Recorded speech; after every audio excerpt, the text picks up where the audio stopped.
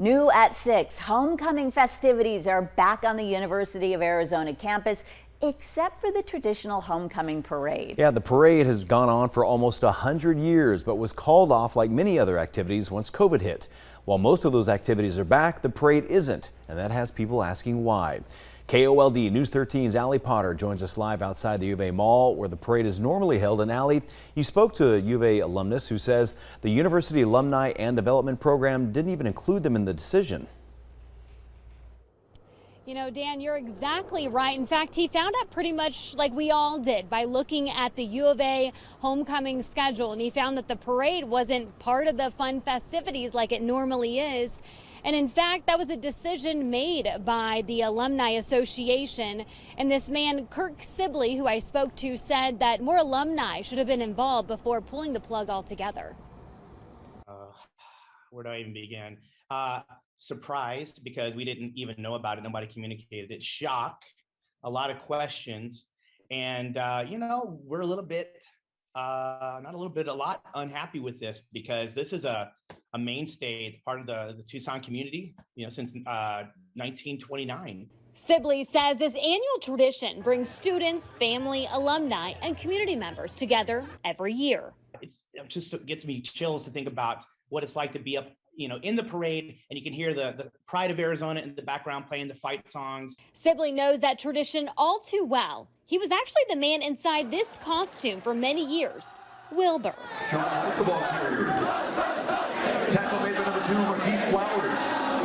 This empty road normally is filled on Saturday with floats, fire engines, the school buses, the student activity organizations, the band. But that won't be the case on Saturday. The parade is a no-go at the University of Arizona. I reached out to the school's Alumni and Development Program. They were not available for an interview, but instead sent me this statement. The parade was traditionally made up of student-created floats and displays, but a lack of participation and students actively engaging with homecoming in other ways contributed to a change in direction. So it kind of even leans more to the real mystery of what's going on, because the people who made this decision just don't seem to be wanting to talk about it.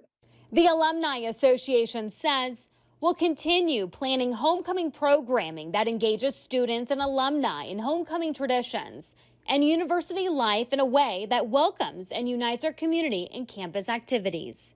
But Sibley says this video from the Alumni Association promoting this year's homecoming doesn't help. It features a lot of videos from the homecoming parade. So what we want as well long-term is we need a better engagement between the university staff and alum for anything that we're planning, and especially when it comes to decisions regarding our traditions. Sibley says it's too late to bring back the parade this year, but he has organized a group to help bring it back starting next year. We'll have a link on how to get involved on our website. It's still just a shock that it's not going to take place. And so it leads us to the million-dollar question. Will the parade come back next year and for years to come?